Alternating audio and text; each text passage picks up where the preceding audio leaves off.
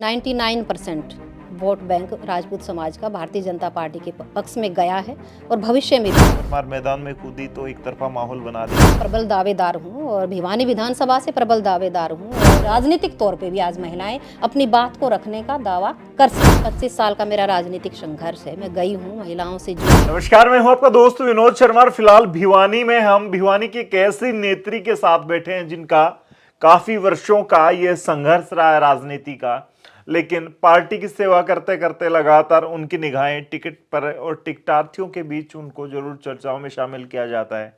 हर बार चाहे नगर परिषद का इलेक्शन हो या फिर बीजेपी से एमएलए की टिकट हो, चर्चाओं में जरूर रहती हैं, लेकिन हर बार मौका किसी के हाथ चला जाता है। लेकिन अब की बार कहीं ना कहीं फिर दोबारा से चर्चाओं में है। 2024 का चुनाव हर पार्टी के लिए करो या मरो वाला है।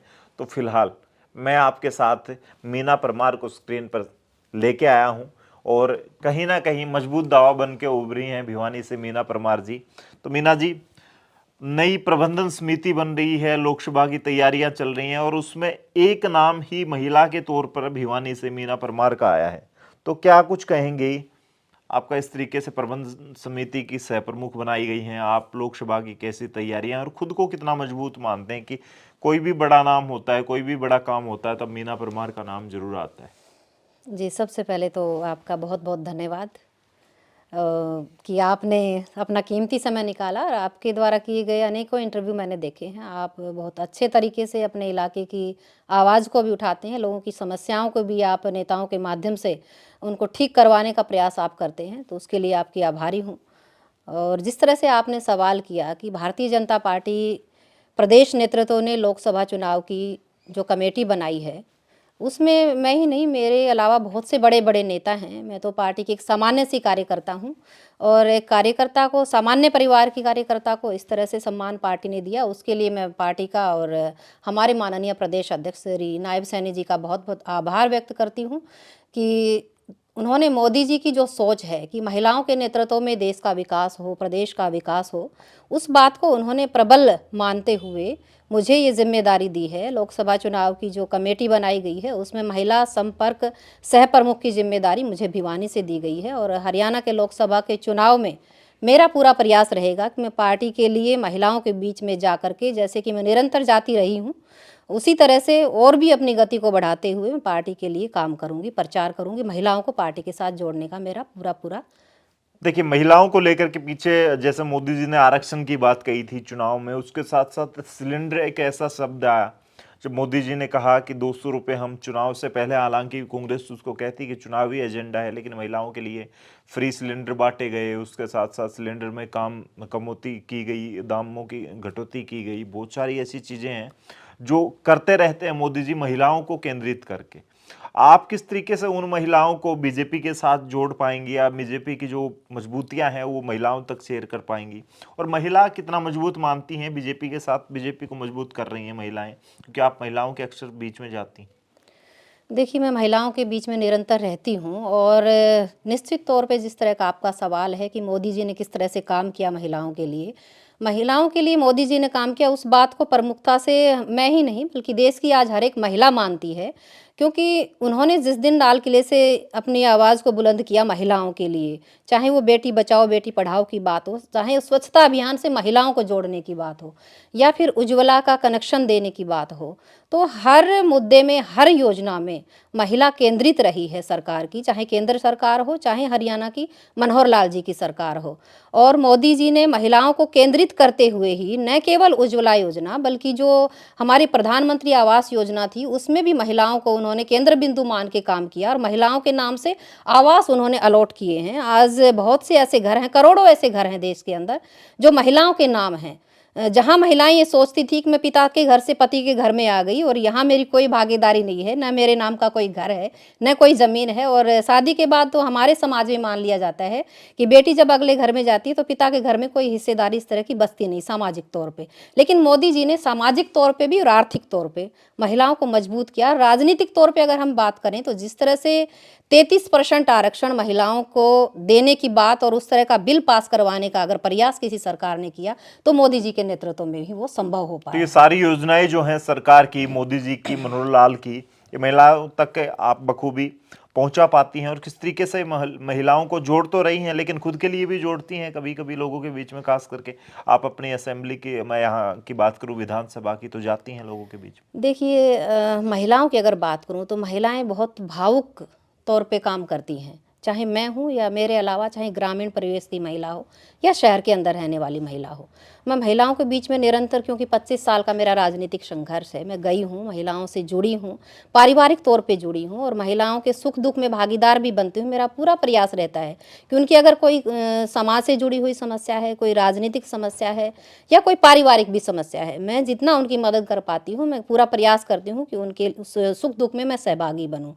इसके साथ साथ अगर हम बात करें ग्रामीण परिवेश की महिलाओं की, तो जब हम सरकार में आए थे, क्योंकि मैं सेल्फ हेल्प ग्रुप की महिलाओं के बहुत ज़्यादा संपर्क में रही हूँ और लगातार उन पे मैंने काम भी किया है पूरे प्रदेश में, और ख़ास तौर पे अपने भिवानी जिला का तो ऐसा कोई सेल्फ हेल्प ग्रुप नहीं है जिस ग्रुप की महिला से मैं ना मिली हूँ निजी तौर पे, और उनका अगर कोई काम है तो मैंने ना करवाया हो। तो उन महिलाओं को जिस तरह से प्रधानमंत्री जी ने, हरियाणा के मुख्यमंत्री मनोहर लाल जी ने मजबूत किया है, अगर मैं ये कहूँ कि जब हमारी सरकार 2014 में सत्ता पे हम काबिज हुए थे, उस दौरान पूरे हरियाणा के अंदर 800 के करीब ग्रुप थे, सेल्फ हेल्प ग्रुप। और आज जब हमें 9.5-10 वर्षों का समय हो गया है, हम अभी चुनावी मोड़ पे खड़े हैं, तो उस दौरान अगर हम चर्चा करें तो आज हरियाणा के अंदर 58,000 महिलाएं हैं जो इन ग्रुपों से जुड़ी हैं। और उन महिलाओं को उन ग्रुपों के जरिए जिस तरह से मोदी जी की सरकार ने, मनोहर जी की सरकार ने सामाजिक तौर पे, आर्थिक तौर पे और पारिवारिक तौर पे उनको संबल दिया है, उनको मजबूती दी है, उसकी जितनी सराहना मैं करूं उतना ही कम है। आज महिलाएं खुश हैं, महिलाएं सशक्त हैं, महिलाएं न केवल आज सामाजिक तौर पे बल्कि राजनीतिक तौर पे भी आज महिलाएं अपनी बात को रखने का दावा कर सकती हैं। राम मंदिर की बात करें, राम मंदिर भी महिलाओं के खास, भगवान राम उनके इष्ट होते हैं और बहुत सारे खास करके महिलाएं पूजा पाठ ज्यादा करती हैं, तो कितना कनेक्ट हो पाएंगी और राम मंदिर का असर कितना पड़ने वाला है? आप लोग ये एजेंडा भी महिलाओं के बीच में जरूर लेके जाएंगे कि राम मंदिर से कितना मजबूत कर पाएंगे बीजेपी को? देखिए एजेंडा इसको अगर हम ना ही कहें तो ही अच्छा है, क्योंकि ये मात्र एक एजेंडा नहीं है, क्योंकि 500 वर्षों का राम भक्तों का संघर्ष है ये, और उस संघर्ष को अगर किसी ने भली भांति पूर्ण किया है तो वो देश के यशस्वी प्रधानमंत्री नरेंद्र मोदी जी हैं। उनके सपनों को साकार करने वाले, उनकी बात को प्रमुखता से, मजबूती से पूरा करने वाले देश के प्रधानमंत्री। और जिस तरह से 22 जनवरी का ये आलम था, सब ने देखा है कि किस तरह से पूरे देश में ही नहीं बल्कि दुनिया में एक संदेश गया है कि भगवान राम अपने घर में पधारे हैं। रामलला के दिव्य दर्शन करके जिस तरह से देशवासी अभिभूत हुए, हर एक देशवासी की आंखों में पानी था, आंसू बह रहे थे और वो भाव विभोर थे। उसी तरह से दुनिया में भी जहाँ जहाँ हिंदुस्तान का हर एक नागरिक जहाँ बैठा था या दूसरे देशों के भी जो नागरिक थे, उनको भी बड़ी खुशी हुई कि 500 वर्षों का जो राम भक्तों का संघर्ष है वो सफल हुआ और ये मोदी जी के नेतृत्व में संभव हो पाया और देशवासी खुश हैं। हमारे भिवानी जिला की अगर बात करें तो उस दिन पूरी भिवानी जिला, जिसको हम छोटी काशी कहते हैं, राममय थी। हर एक व्यक्ति के मुंह पे जय श्री राम के नारे थे और ये हम सब के लिए सौभाग्य की बात है। राम जी की कृपा मानती हैं कि होंगी आने वाले वक्त में? देखिए राम जी की कृपा तो वैसे ही भारतीय जनता पार्टी के हर एक कार्यकर्ता पे है और मोदी जी पे तो विशेष आशीर्वाद है जिनके नेतृत्व में ये सब संभव हो पाया। तो निश्चित तौर पे भगवान राम की कृपा तो पूरे देशवासियों पर है, न केवल भारतीय जनता पार्टी पर, तो देशवासियों पर उनका आशीर्वाद ऐसे ही बना रहेगा, ऐसा मेरा मानना है। बात करें राम की कृपा, टिकटार्थियों पर भी अब काफी चर्चाओं में है। बहुत सारे टिकटार्थी, आप श्री के बहुत सारे ऐसे नाम चर्चाओं में हैं। लोकसभा के साथ साथ विधानसभा की तैयारियां बहुत जोरों पे चल रही हैं, क्योंकि कार्यकर्ताओं को और उन टिकटार्थियों को ये पता ही नहीं है कि क्या कब चुनाव होंगे, साथ में भी हो सकते हैं, सरकार फैसला कभी ले सकती है, नया संगठन भी आया है। तो कैसे, कितनी उम्मीद करते हैं कि राम की कृपा आप जैसे टिकटार्थियों पर भी हो सकती है, और अपने आप को कितना प्रबल दावेदार मानती हैं, कितना मजबूत मानती हैं और कितना तैयार मानती हैं कि चुनाव अभी हुए तो आप भी मैदान में कूदेंगे और बीजेपी की इस टिकट को मजबूत करेंगे, इस सीट? देखिए, मैं जहाँ तक मेरी अपनी बात है, बिल्कुल मैं अपने आप को भी मानती हूँ, मैं प्रबल दावेदार हूँ और भिवानी विधानसभा से प्रबल दावेदार हूँ और पूरी तरह से तैयार हूँ चुनावी प्रक्रिया में भी उतरने के लिए। और पार्टी अगर मुझ पे विश्वास करेगी, मुझे आशीर्वाद देगी, तो निश्चित तौर पे मैं अपना भाग्य आज़माने के लिए मैदान में आऊँगी और भारतीय जनता पार्टी की कार्यकर्ता होने के नाते पूरी निष्ठा और ईमानदारी से मैंने जिस तरह से काम किया है, मुझे पता है कि मेरा केंद्रीय नेतृत्व, मेरा प्रदेश का नेतृत्व मुझ पे विश्वास भी करता है और अगर प्रदेश और केंद्रीय नेतृत्व ने मुझे आशीर्वाद दिया तो मैं निश्चित तौर पे भारतीय जनता पार्टी की कार्यकर्ता होने के नाते भी और एक राजनीतिक और सामाजिक कार्यकर्ता होने के नाते भी चुनावी लेकिन दौर में मीना जी, उतरना पार्टियां चाहती हैं जिताऊ कैंडिडेट उनको मिले। आप आशीर्वाद की और भाग्य आजमाने की बातें तो कर रहे हैं, लेकिन जीतने की बातें कितनी मजबूती के साथ कर पाती हैं? क्या कह सकते हैं कि मीना परमार मैदान में कूदी तो एक तरफा माहौल बना देंगी भिवानी में? जिस तरीके से पीछे मैंने राजपूत बाहुल्य भिवानी कही जाती है, हालांकि कुछ 3-4 वर्ग ऐसे हैं जिनके वोट बैंक काफ़ी ज़्यादा है और चुनाव में बेशक आप नेता ये मना करते रहते हैं, लेकिन ज़रूर असर करते हैं ये समाज। तो राजपूत मजबूत होके आया था नगर परिषद के इलेक्शन में, तो वो मजबूती आपके साथ रहेगी और आपको अगर टिकट मिलती है तो बीजेपी यहाँ से मजबूत होके जाती है, राजपूतों के साथ साथ दूसरे वोट बैंक पर भी आपका अच्छा खासा असर है। मानती हैं ये चीज़ें? जी, बिल्कुल मानती हूँ। क्योंकि देखिए भारतीय जनता पार्टी के साथ जिस तरह से राजपूत समाज ने, अगर मैं ये कहूँ कि 99% वोट बैंक राजपूत समाज का भारतीय जनता पार्टी के पक्ष में गया है और भविष्य में भी जाएगा, तो इसमें कोई अतिशयोक्ति नहीं होगी।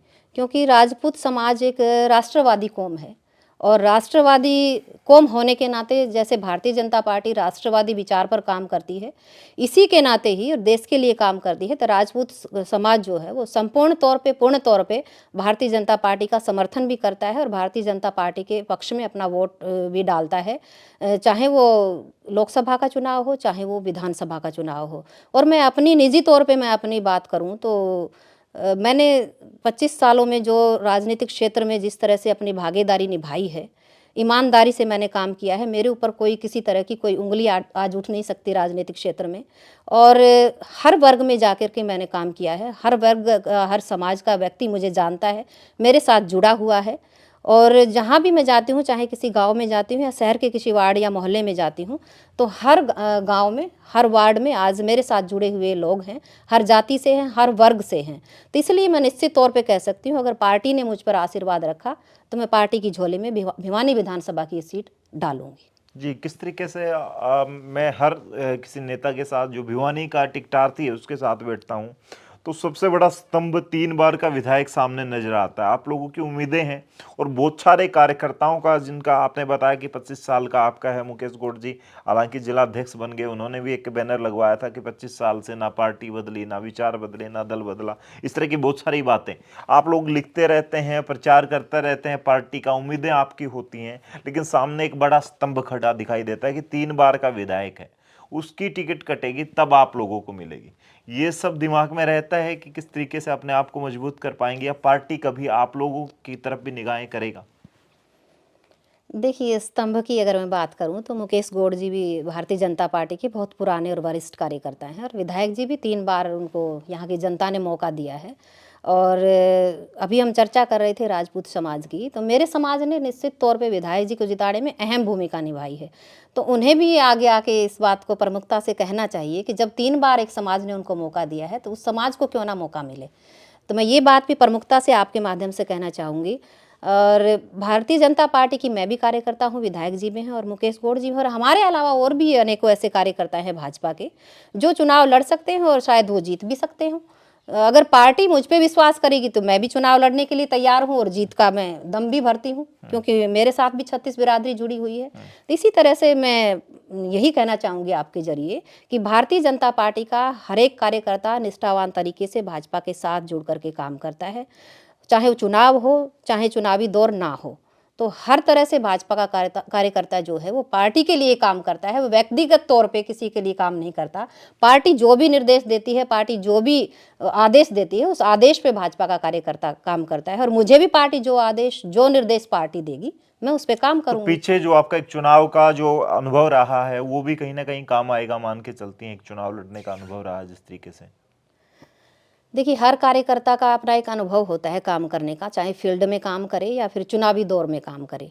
मैंने भी 2009 का विधानसभा चुनाव भारतीय जनता पार्टी से लड़ा और निश्चित तौर पे अनुभव चाहे किसी भी तरह का हो, चाहे सामाजिक क्षेत्र में काम करने का हो, चाहे आप पारिवारिक तौर पे काम करते हैं या आप राजनीतिक तौर पे काम करते हैं, किसी भी क्षेत्र में आप काम करते हैं तो उसका अनुभव आपके काम ज़रूर आता है। तो अनुभव एक ऐसी चीज़ है जो हमें परिवार में भी, समाज में भी, चाहे हम राजनीति में हैं, चाहे हम आध्यात्मिक क्षेत्र में भी हैं, वो अनुभव आपको हर जगह आपके काम आता है। तो मेरे काम भी ज़रूर आएगा। मीना जी, शायद ही इस शब्द पे आप कोई मुझे लगता है कि जरूर आप डिप्लोमेटिक सा जवाब देंगे, लेकिन जब भी मैंने विपक्ष के या किसी भी स्थानीय नेता से जो बीजेपी का नहीं उनसे बात की, उन्होंने कहा कि भिवानी का विधायक सोया हुआ है, भिवानी के विधायक पर बहुत सारे आरोप लगे, क्योंकि आज भी कुछ गलियां ऐसी हैं, कुछ नालियां ऐसी हैं, कुछ पानी के नल ऐसे हैं जहां तक पानी नहीं पहुंच पाता, कई घरों में बिजली की भी सुविधा नहीं हो पाती, कई घंटे, कई दिन, कई जगह कट लगते हैं, कई जगह कीचड़, आज भी गलियां सन हैं कीचड़ से। तो ये सारी आरोप लगते हैं। इन सारी बातों को आप हालांकि नकारेंगी भी नहीं, और नकारना भी कहीं ना कहीं बीजेपी की हैं तो शायद आपको नकारना पड़ेगा, मुझे पता है। लेकिन आपको लगता है कि ये सारी चीज़ें दूर हो सकती हैं अगर कोई नया चेहरा आता है? तो जिस तरीके के आरोप हालिया विधायक पर लगते हैं, तो नया चेहरा शायद नए बदलाव, नए विकास की राह खोल सकता है भिवानी के लिए। देखिए, जहाँ तक विपक्ष की बात करें तो जब कांग्रेस सत्ता में थी तो उस तरह से उस समय में कैसा आलम था हमारे हरियाणा प्रदेश का, हमारे ख़ास तौर पे भिवानी की ही बात करें हम, उस दौर में मंत्री भी रही भिवानी से, तो किस तरह से उन्होंने काम किया। भिवानी शहर का जिस तरह से सत्यानाश कांग्रेस पार्टी ने किया ना, उससे बुरा हाल मुझे लगता है कि शायद ही कोई किसी नेता ने किया हो। क्योंकि आपसी कांग्रेस की जो कलह थी, आपसी जो इनकी अंतर कलह थी पार्टी की, वो कांग्रेस की लोगों के लिए बहुत हावी रही। लेकिन किरण चौधरी तो यहाँ तक कहती हैं कि हमने जो सीवरेज सिस्टम डलवाया था उसको सफाई भी नहीं कर पाए, बीजेपी वाले उसको संभाल भी नहीं पाए।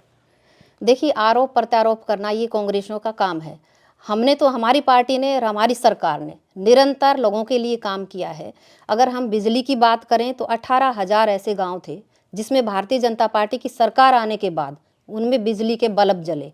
उससे पहले कांग्रेस की सरकार रही, क्या कभी किसी सरकार ने इस बारे में सोचा?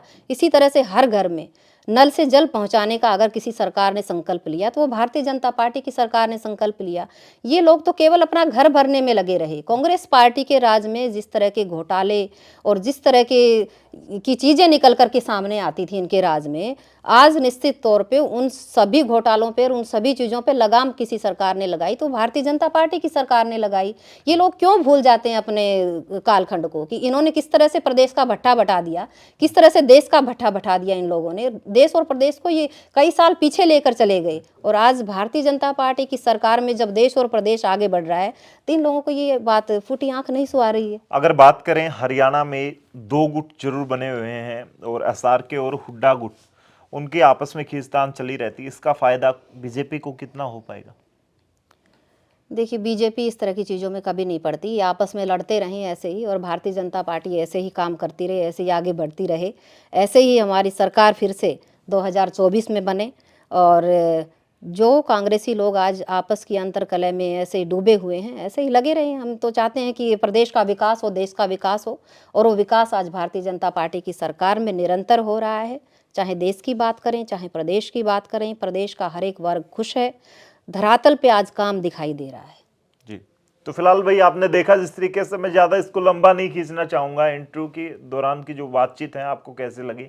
प्रखर प्रवक्ता के तौर पर हमारे साथ जब भी बैठती हैं, बड़ा अच्छा लगता है इनके साथ बातचीत करके। कमेंट में लिखें कि आने वाले वक्त में भिवानी को बदलाव की ज़रूरत है, बीजेपी से नई कैंडिडेट की कितनी ज़रूरत है और क्यों ज़रूरत है, वो सब भी कमेंट में लिखें।